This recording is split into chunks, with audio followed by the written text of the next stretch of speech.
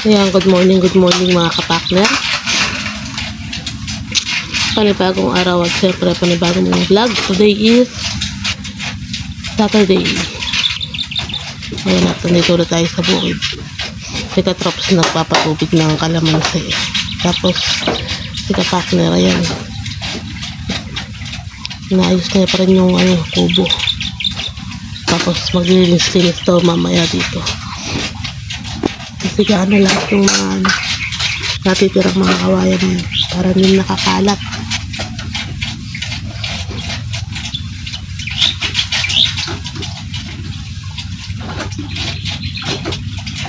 Umulan ka kaninang madaling araw mga kapakner.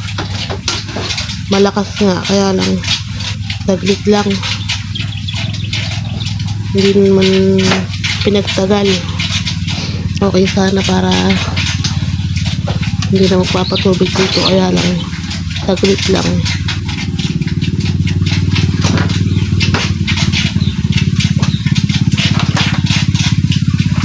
Dan ay di ko alam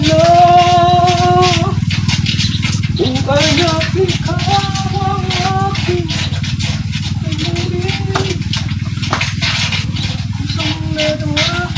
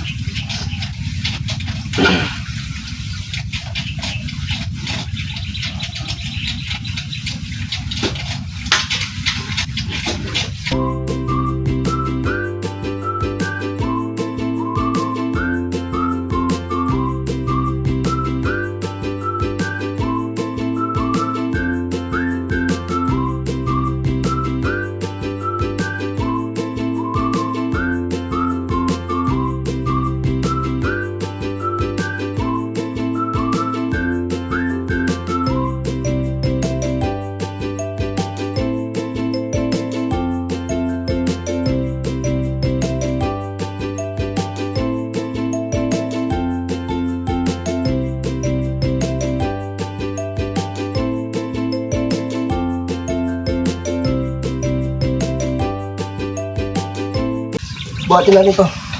Gawin mga partner, at natapos na natin itong bubong. Bali, kung walang ako lupa, tatampa ko dito para umantay ito. Tapos yung paghukayan natin, yung mga alampring kalat-kalat, doon natin ilalaglag sa hukay para hindi makakalat na. Operation linis. Yan, saan mo lalagay yan? Ayos yan. Importante ito muna. Alam pa na yan.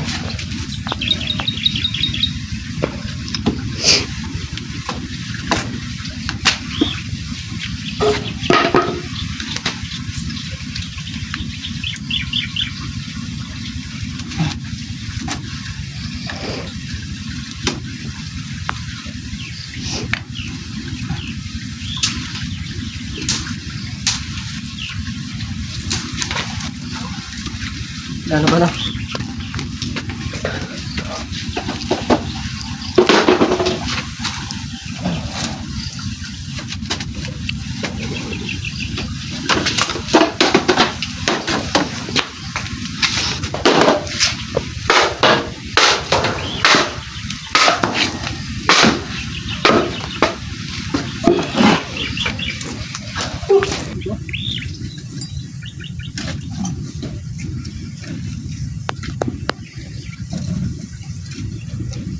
Baka dyan din yung hukay dati.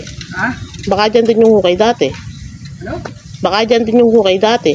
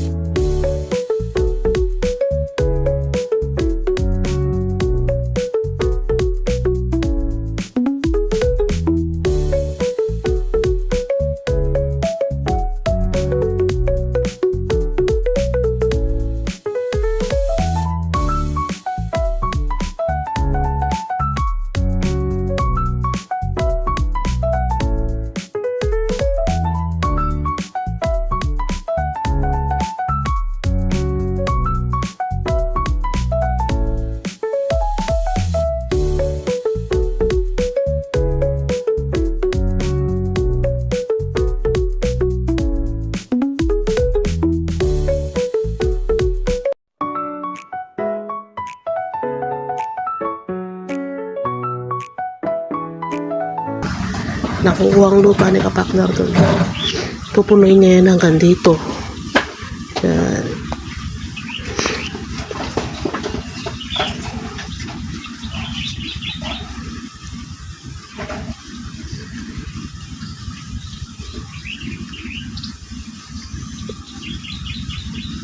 Yung mga kapakner, tinatambak na namin sa ilalim. Bakit lang po yun.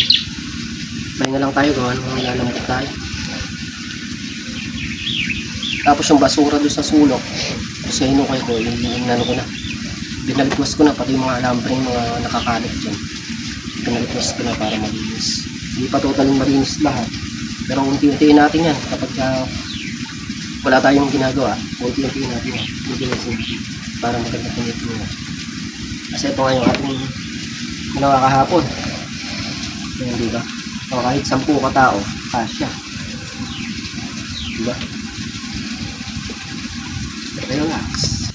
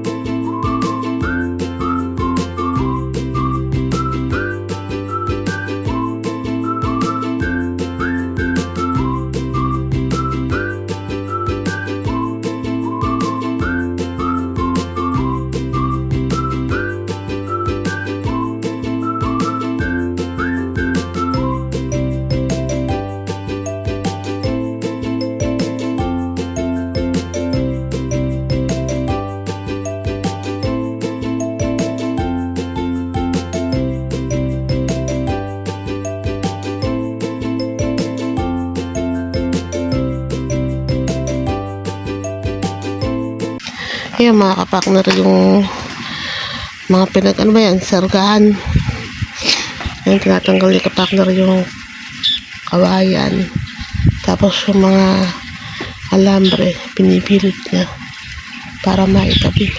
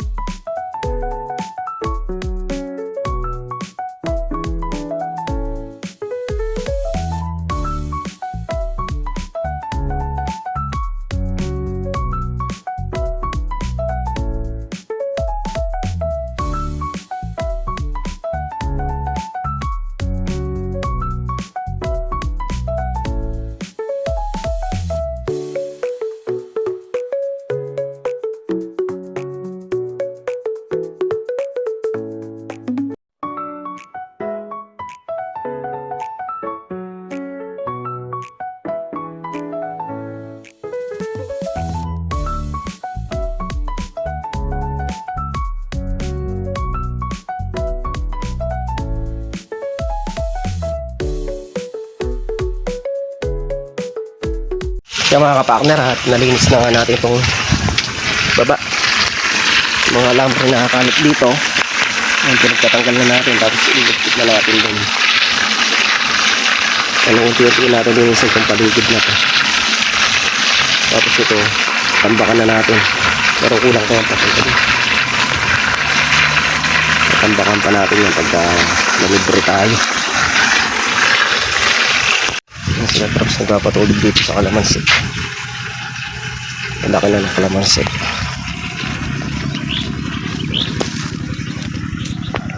Pero